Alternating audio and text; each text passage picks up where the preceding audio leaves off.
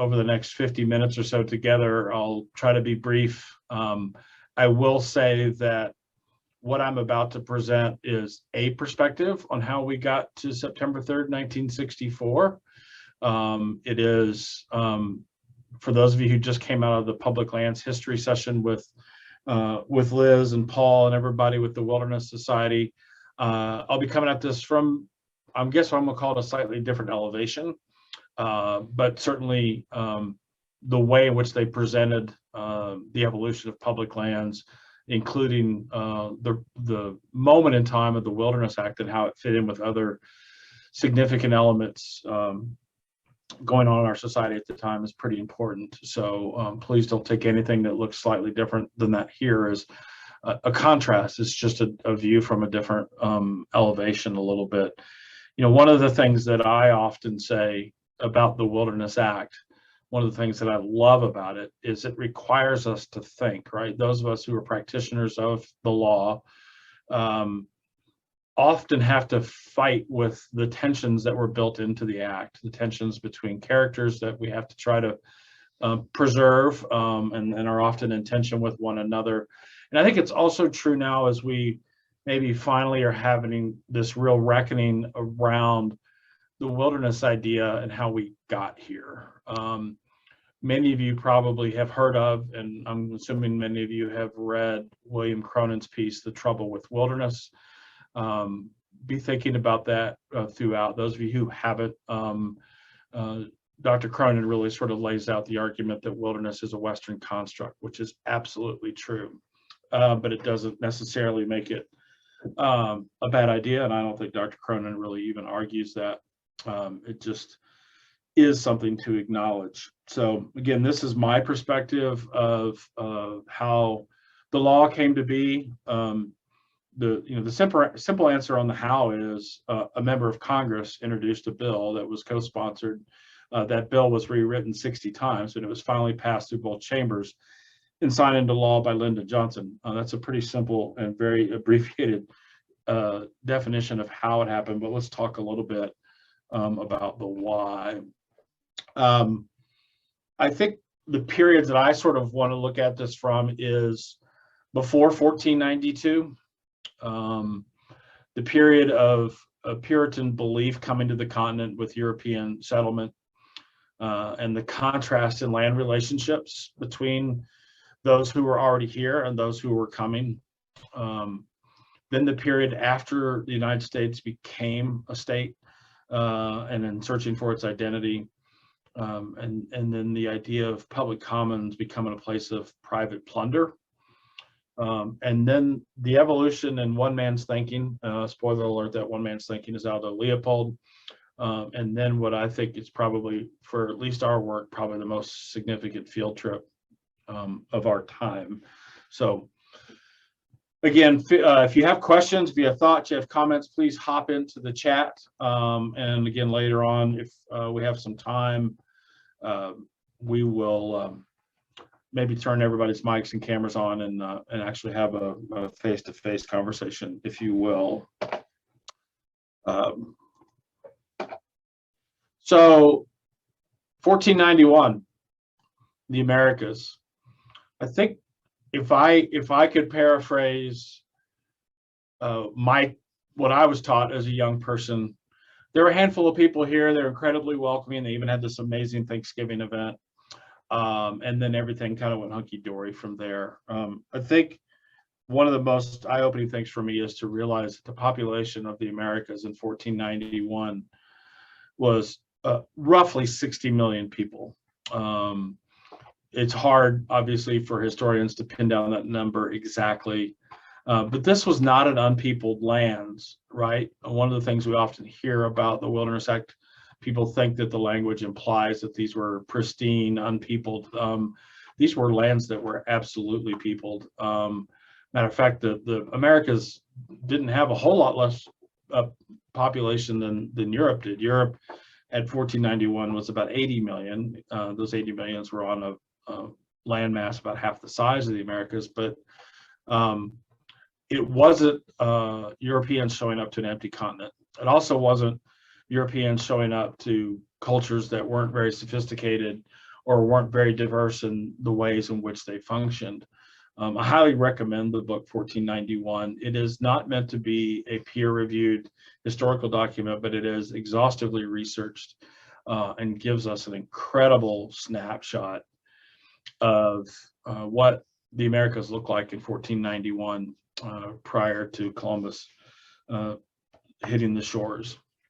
The relationship that the indigenous cultures had was very different than the European perspective, but it wasn't entirely different than the European perspective.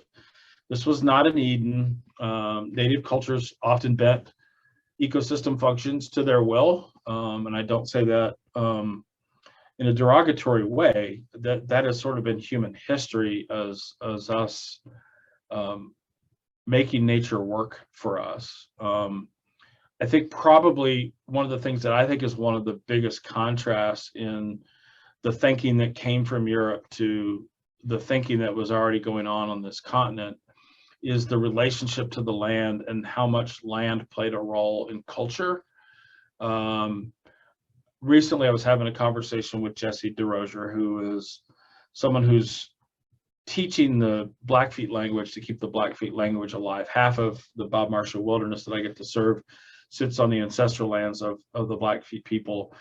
And Jesse was talking about a treaty in 1895 that took away the mountain part of what had already been established as their reservation. And the reference to that sort of, they looked at their land as their body, and that act cut off the head. I don't think a European would describe a relationship to land in the same sort of way. And so I think that those two perspectives of how people viewed land was pretty interesting, and something that obviously evolved from 1492 on. What did come to the North American continent was this puritanical view. There was this idea rooted in religious faith, honestly, that this earth was given to our species, to the human species, and it was almost a duty to turn the land pastoral, to turn it functioning on our behalf. Think of a bucolic scene, obviously this painting example of a sort of a puritanical view of the world. Shouldn't be lost on anybody. The sheep be intended to. That was of not monolithically what came to this continent from Europe, but that was a significant piece of the ethos that came across the Atlantic onto this continent, and began to, quite frankly, overrun. For those of you were part of the last session with the Wilderness Society, eventually Manifest Destiny, and all those elements of our country's history came into play. But the Europeans showed up here with this idea of wild nature was to be feared. And if you go back to biblical times and the references to going into the wilderness, the wilderness was really referring to arid and unproductive lands.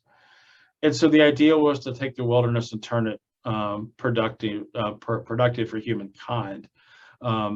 This idea that we're here to be gardeners as opposed to guardians, which Howard Zonheiser cautioned us against as the move towards the Wilderness Act came into being. So we have this puritanical view that comes and sits in contrast with a slightly different, not entirely different, but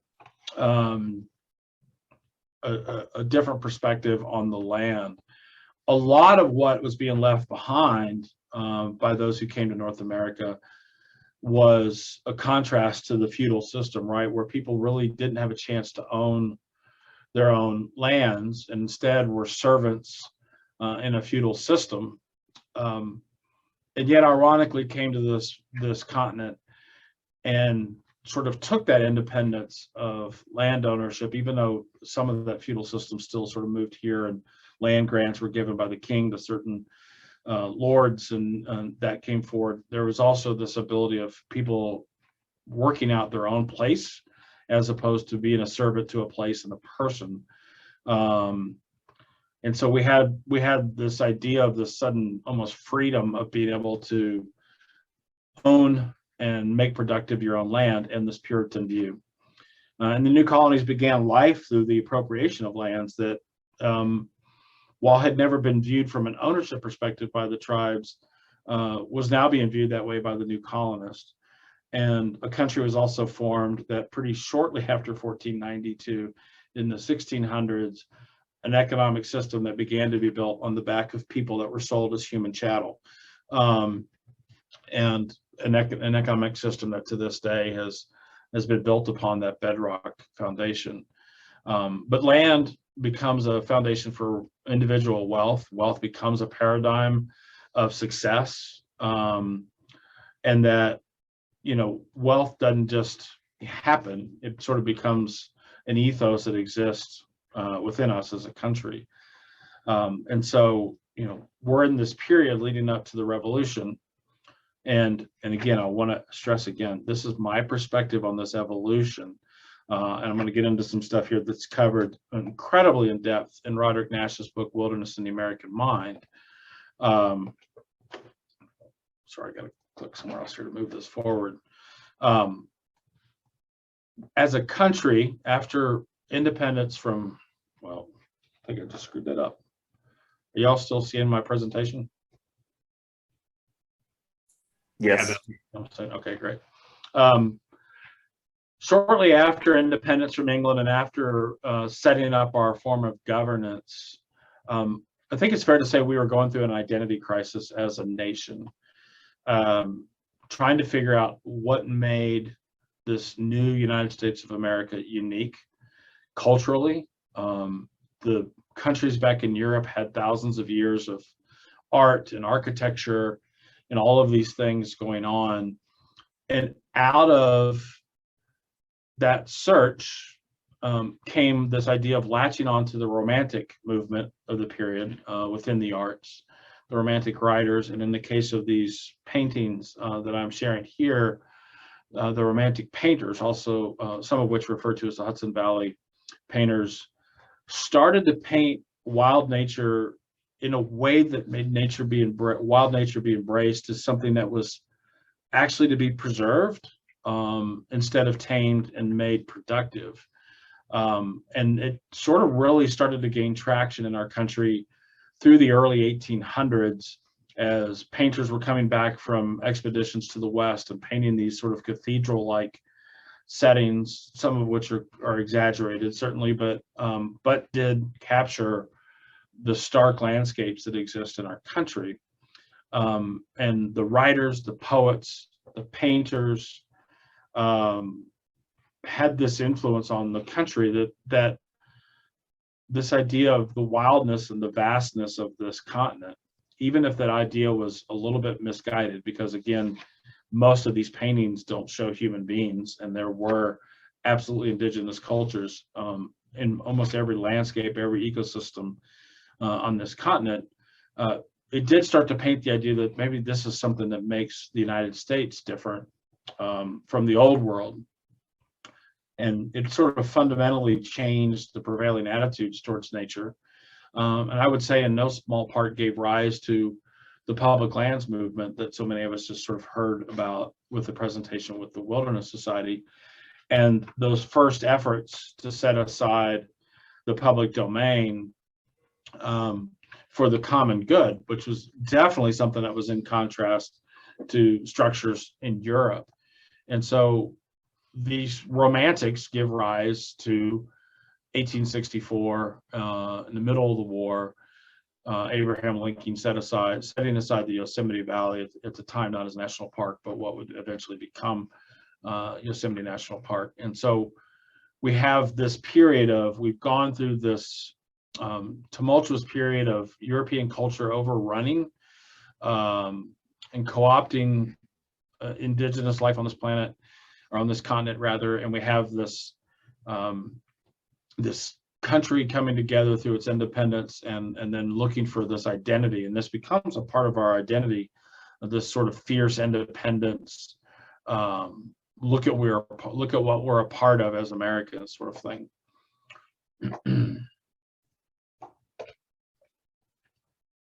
As the public domain is starting to come together, first with the Yosemite Valley designation and then the first national park with Yellowstone, there was the fight over Gifford Pinchot's efforts to create the forest preserves as public domain in the West in particular, and setting them aside from the robber barons of the time, who saw this resource as again a chance at wealth, this ethos that to this day sort of permeates our society, and came about. Sometimes people put a contrast between Pinchot as a conservationist versus a John Muir, for example, as a preservationist. I think a little bit of that misses the fact that there was quite a bit of a preservationist in Gifford Pinchot as the first chief of the Forest Service. And I find it pretty interesting that some of the most influential figures in the wilderness movement early on were actually part of the land management of our nation's resources. So you have this fits and starts of the park system coming together with Yosemite and then Yellowstone being the first park, and eventually we get to 5 national parks, and we have the final formation of the Park Service. We have the forest preserves that become the U.S. Forest Service. We have the Weeks Act in 1911 that allowed the forest system to grow, not just from the public domain, but buying back private land. We wouldn't have our national forest in the East if not for the Weeks Act. And so we had this period of this tension between Pinchot and Roosevelt and those who realized what was going on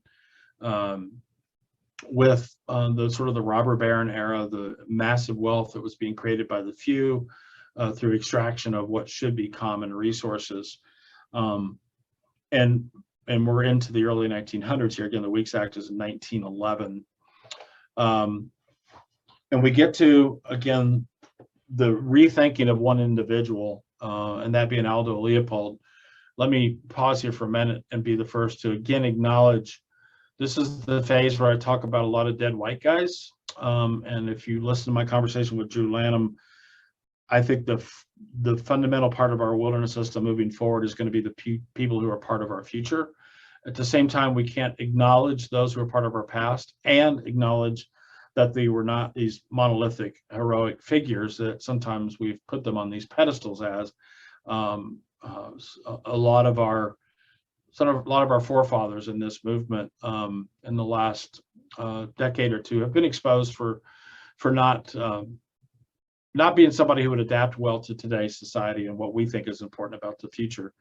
But Aldo's recognition that some places were worth not defining by the resources that could be extracted, but whose worth might be just in their being, is pretty critical. And in his 1922 report, where he recommends setting aside the Gila for a wilderness area, and in 1924, that report finally being found again in Washington, D.C., and the Gila becoming the first administratively designated wilderness, is obviously a pretty important step. It's not the first time that the word wilderness shows up in a government document. Bob Marshall's father was part of the Constitutional Convention in New York in the late 1800s, where their new constitution and current constitution actually talks about the state of wilderness, referring to the Adirondacks in the state of New York. But this is the first time that a land manager in the federal government has recognized that maybe the land has its own intrinsic value, not for what we can extract from it. And I would say that even applies to today, and our ethos to commoditizing recreation would hold true as well. And again, 1922, Aldo writes that report. 1924, it's pulled out of a file in Washington, D.C., and we have the first wilderness in North America. Meanwhile, of course, going on during this time is the continued advent and definitions of our public land estate as a country. And this brings us to, again, what I think is probably the most influential field trip, maybe in the history of our movement. I'll argue that it probably is. This is in 1934, and there is a foresters convention going on in Knoxville, Tennessee. And the gentleman on the left here, Benton Mackay, hosts a field trip to go check out what I think was the construction of Norris Dam. At the time, Benton Mackay was working for the Tennessee Valley Authority, which is of course in the midst of turning a lot of free-flowing southern Appalachian rivers into hydropower. And on that trip, he took with him Harvey Broom, the gentleman in the middle there, who was a young attorney at the time from Knoxville, Tennessee. My personal hero, Bob Marshall, there on the right, and another forester named Bernard Frank, and actually Bernard's wife. And Harvey showed up at this convention and at this field trip in particular in a pretty agitated state. Harvey had been a young man growing up in Knoxville, Tennessee, who had not been well health-wise, was not expected to make it through his teen years. But what got him through was the view from his parents' second floor window of the Smoky Mountains, and eventual trips to the Smokies, where time spent in the mountains invigorated Harvey's health. And he had fallen in love with the landscape of the Southern Appalachians and what having these mountains meant. And he had gotten a wind of this plan for a scenic driving road that we now know today as the Blue Ridge Parkway to be built. And it was going to cut right through the heart of some of the very remnants of wild nature left in the mountains of the East, in Virginia and Tennessee and North Carolina, eventually with a route that just included North Carolina and Virginia. And he was rather animated about the fact that these lovers of the idea of wild places were maybe not doing enough to guard against what he saw as coming. This idea of windshield tourism, the rapid industrialization of our nation, the rapid expansion of our nation. And the conversation as it goes got heated. The radiator was heated and boiled over, and they pulled over on the side of the road and they sat there on a grassy knoll. I wish I could find the exact spot, but in East Tennessee, and basically wrote the Articles of Incorporation for the Wilderness Society. The Wilderness Society would come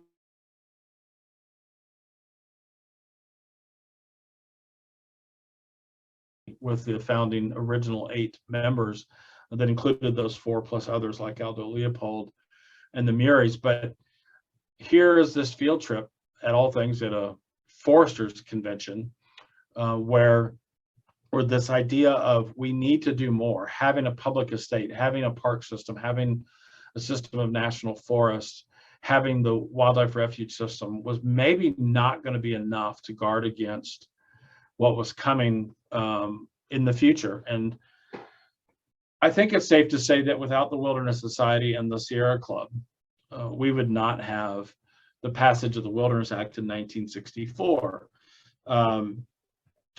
Bob Marshall, this will be my moment to just gush about the individual.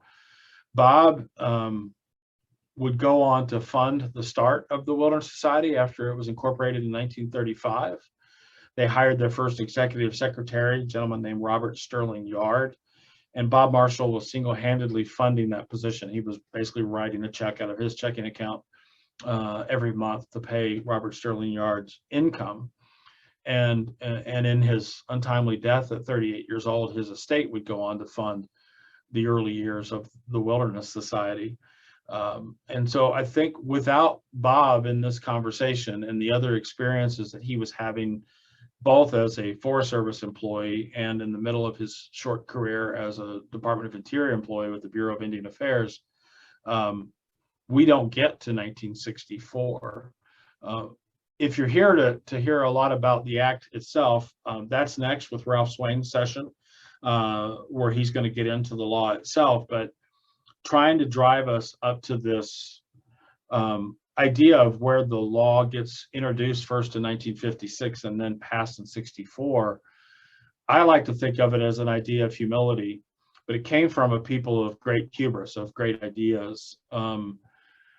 Were they perfect in their thinking? probably not. I think it's safe to say that some of them maybe came out this with some thoughts that we wouldn't find as the right foundation today for why the Wilderness Act is so valuable.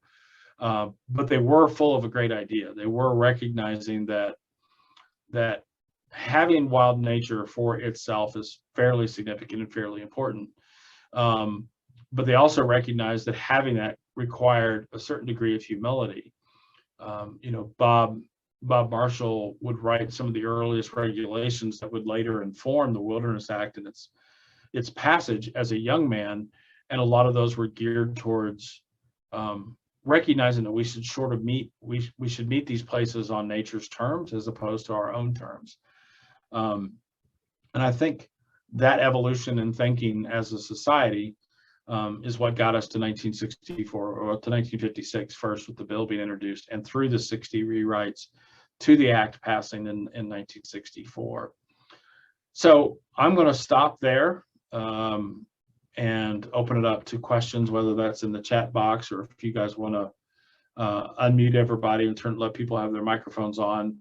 I'm curious to hear your all's response. Again, this is meant to be a slightly different elevation view perspective.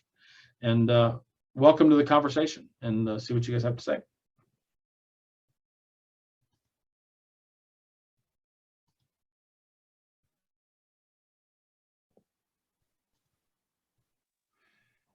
And, feel free to either unmute yourself and ask questions, or, don't hesitate to put them in the chat and I can read them out as well.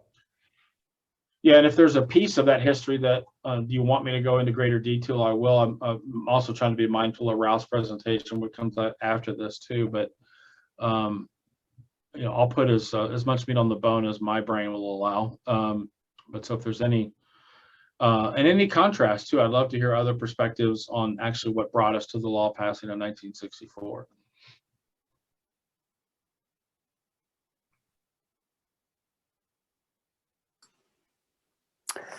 Hey, Bill, how's it going? Good. This is Steven. Hey, Steven. Good to see you again. Yeah, you too. I'm wondering if you could maybe speak a little bit to the changes in attitudes and the idea of wilderness. Maybe moving from the manifest destiny ideas of wilderness, where wilderness needed to be tamed and was filled with evil, and how that changed into the 20th century, possibly more enlightened version of wilderness as a place that was, where humans were less important, and maybe how that could feed the future perception of wilderness and the Wilderness Act in relation to some of the issues we're addressing with inaccessibility, with racism and exclusion and everything like that. I think, to me, the transition started with the aesthetic, right? I think it started with the idea. The thing that I like to latch on to is that the Hudson Valley painters, the romantics of the early 1800s, for me, in my era was the Ansel Adams, right? It was the aesthetic, wow, that place looks amazing. Maybe in my generation, it was watching Daniel Boone or reading books like The Frontiersman that, in me, now this is just on a personal level, but I think it began with the aesthetic. We, of course, now have gotten to the fact that we recognize the value of functioning ecosystems and the scientific, but I think to me, the transition began with the aesthetic, and it began in the 1800s. I think the functionality comes into the early 1900s. The recognition by people like Harvey Broom and Bob Marshall, Arthur Carhart is another example of, I would say Arthur Carhart came out from an aesthetic perspective too, that he was given this charge to go, carve up this landscape into summer cottages and timber cuts, and instead came back and said maybe it should be left alone. There's an aesthetic there. But Harvey Broom's recognition that if we weren't careful, this thing called the automobile and the way in which society would embrace that form of transportation could degrade ecosystem functions to the point of breaking down. And so I think it begins with the aesthetic, and then the aesthetic ultimately, I guess I look at it buys us enough time to where we make the scientific argument that there is a case to be made for watching a self-willed system function on its own. I mean, we can go forward from here, from 2021, and think about the perspective of how we make it accessible to everybody. We're also going to be challenged with our desires to still manipulate, right? Because we're watching our influence through climate change and what it's having on systems, to how we actually still go back to that idea of humility. And the scientific idea, our wilderness areas will be our baseline for what happens if we don't do anything, if we don't plant white bark pine nursery stock, if we don't move fish further up in the ecosystem from outside of their historic range. But I think it starts with the aesthetic, Stephen, and I know I'm speaking to an artist when I say that, but also somebody who's now writing wilderness character monitoring narratives. But I think it begins there with that aesthetic idea. Thanks for the question. Thank you. And Bill, there's a question in the chat from Kelsey Maxwell. Can you speak to some modern Indigenous perspectives on wilderness as a legal construct? Does designation factor into the broader land back movement? I think it does. I think it goes back to the idea that wilderness is a Western construct. I love the act, but it is a Western construct. The idea that we had to say that this place is wilderness. I think some of you heard mentioned earlier, there is no language, no word in the Blackfeet language for wilderness as an example, speaking from my landscape. I hesitate to try to give the Indigenous perspective as a 56-year-old white male. I have had multiple conversations with those in the local communities on the west side here with the Salish Kootenai people, and on the east side with the Blackfeet. And of course, we have designated wilderness on tribal lands just south of me. The Mission Mountains wilderness is half of it's on Forest Service land, half of it's on the Flathead Reservation. I think it's an interesting thing to think about, Kelsey, is what I would say is a perspective can't be right or wrong. It is a perspective, right? And native perspectives on what should happen with stolen land. I don't believe I've said that term in this institute yet, but these are stolen lands. These are lands in which there are a lot more generations that weren't European here than have been generations that are here. I think about that a lot when people like to define how Montanan they are based on how many generations they are here. It's kind of funny when I go talk to Jesse DeRozier. I think their generations are countless when I speak to Jesse and Browning. But so it is also just a legal construct when it comes to federal lands for the United States. And your question about what are the perspective on it as a legal construct is it wasn't necessary. I think, again, I said I wasn't going to share it, but I think it would be that it wasn't necessary because there was a living, I think it's all too cliche to say living in harmony with, but there was a different perspective on how you interacted with the land. We all now know, one of the things I didn't mention about the contrast of what we used to think was true about 1491 versus now is Indigenous cultures were manipulating land. There were several tribes that were full on agrarian, and there were many examples of creating false wetlands and manipulating the landscape with fire, those sort of things that went on. And so I think there would be those that would argue that the construct was never a part of their culture, a part of the Indigenous culture on the land, because there was a different ethos. And designation factors back into the broader land movement, I guess, in the way that giving at least the public domain lands back to those who it was their ancestral lands would involve unwinding the Wilderness Act for sure. That's just a fact. So. Great. Another question in the chat from Ray Kelsey. When was the Wilderness Act first introduced? What was the political opposition like, and how long did it take to get passed? Was there any particular event that galvanized congressional support? And maybe Ralph is also going to speak to some of this. And so, yeah. I know Ralph's in the room, so if you want to unmute yourself, Ralph, and join the conversation, you're more than welcome to. Yeah, there's others in this room that have a lot more wisdom than I do too, but including Ralph. The bill was first, I can answer the low-hanging fruit here. The bill was first introduced in 1956. And it was rewritten over 60 times before final passage in 1964. The opposition would be the usual suspects, what I would call the usual suspects, the extractive industries. I think there'd be, probably a myriad of examples in specific geographies around what the resistance might have been for that original 9 million acres. The question about was there a particular event that galvanized the support in Congress? There's a famous story about, and this may be what Pete's getting at with his question about Echo Park and the effort to build a dam and what had already happened at Hetch Hetchy in Yosemite National Park. Howard Zonheiser, I'm going to say, co-opted an old AV tray and went from office to office and showed what would be lost with the damming. And I think that was a fairly critical moment. I would also say the 60s were a time of relatively significant transformation in our country too. And so, and that would feed on into the 70s with the Clean Air Act and the Clean Water Act and NIFMA and a lot of other pieces of legislation that would happen. But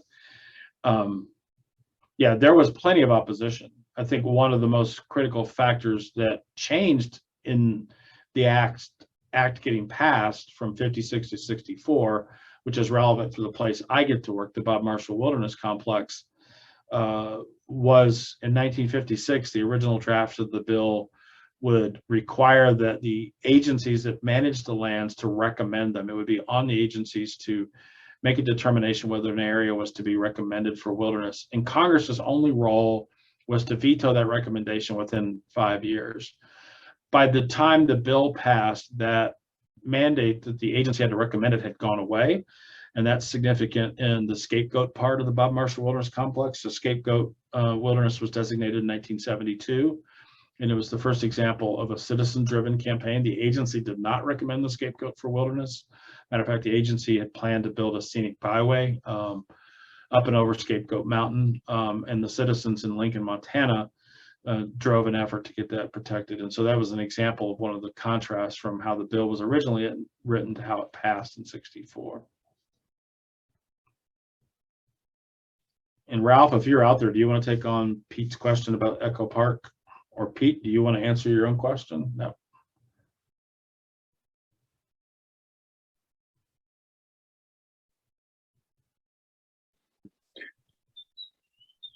Yeah, Bill, Ralph and I may both be stymied by technology here. I'm certainly not qualified to speak to the Echo Park Dam, but, my question is just about, your great perspective that you've given us.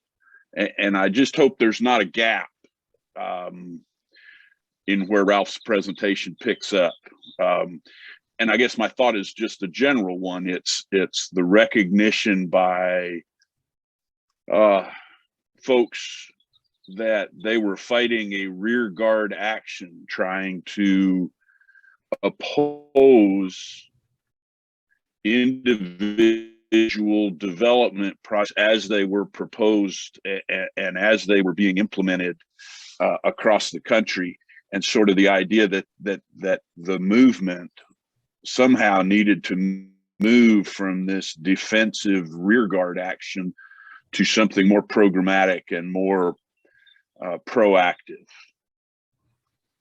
Yeah, that's a great point, Pete. And maybe is something that skipped is all, and also I would add to that the sort of the very specific place-based challenges that were faced that had to come together into this proactive, to use your term, this proactive idea of let's quit fighting the small individual battles one by one, where our losses were permanent but our victories were temporary, to let's let's put in place a forward-looking, proactive, and I love the perspective that you put on it, Pete, is we're no longer fighting a rear guard battle. We're going out, and the scapegoat's obviously an example of both, right? It was a rear guard action, and if the agency wanted to do something different with the land, and it was a proactive solution that they now had this tool called the Wilderness Act that they could use to pass the bill in 72 or 72 that protected the scapegoat.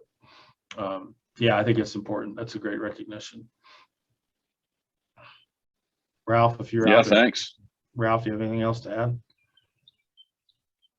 Anybody else that has any thoughts on maybe something a gap, to use Pete's term? Is there a gap that you want me to try to cover? I'm a jack of all trades and a master of none, so I definitely do not have the deepest knowledge pool. And to use the expression given earlier today, none of us is as smart as all of us. So there might be some other folks out there with thoughts or a piece of the lead up that's important.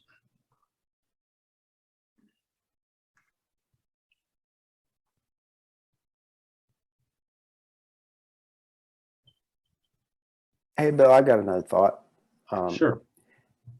I'm wondering also with kind of recreation and human recreationists being arguably one of today's greatest threats to wilderness, are you able to talk about the emphasis of recreation that the writers and founders of the Wilderness Society and Wilderness Act had on wilderness, whether it was a priority, because it's obviously mentioned in the Wilderness Act and everything, but it seems to be like, as far as where it is in the Wilderness Act, it's a byproduct. And yet we define it today as one of the characters we have to protect, right? Exactly. It's a primitive and unconfined form of recreation. I mean, there's pieces. I'm often at a loss these days of hearing our own community go after each other a bit. Hearing folks that refer to some organizations as sellouts.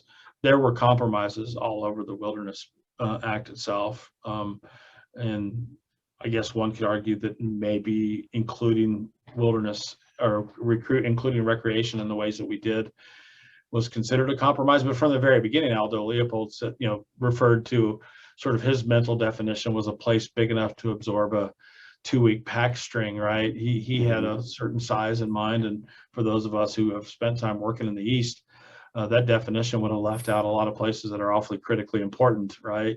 Yeah. So, I hesitate to refer to it as a compromise. It was a recognition that these weren't places we were putting a fence around, that these were places that humans could go enjoy because, and maybe it is a backwards way of recognizing these always had been a peopled lands.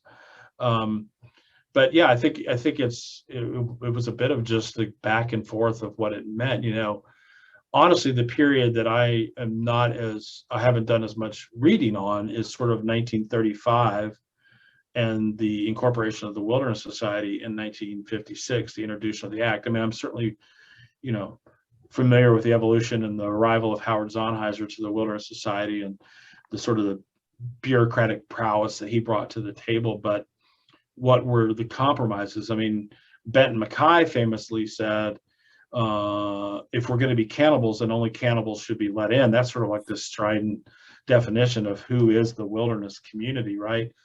And yet we had this compromise. To this day, I have, people who are furious that they perceive that we compromised about horses. I think the language primitive and unconfined, the primitive language is important, right? But there are those who felt like that was a sellout. And so I don't know. And it's certainly, as we think about the wilderness system moving forward, it's going to be a question we have to wrestle with. And I think probably the most important question is how do we make wilderness relevant to everybody's life and also make wilderness relevant without that always having to be a boots on the ground experience, right? What it means for us for clean water, clean air. I'm not sure I got at your question exactly, Stephen, but that's sort of my perspective. Is there was clearly some given, and there was some real technical give and take when it came to the use of motors in the boundary waters and management in the Everglades, that sort of thing. But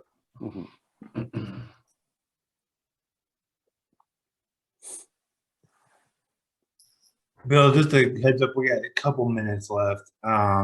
So let's just do, you know, a good closeout question here, I think, is this sea change that has been building for decades.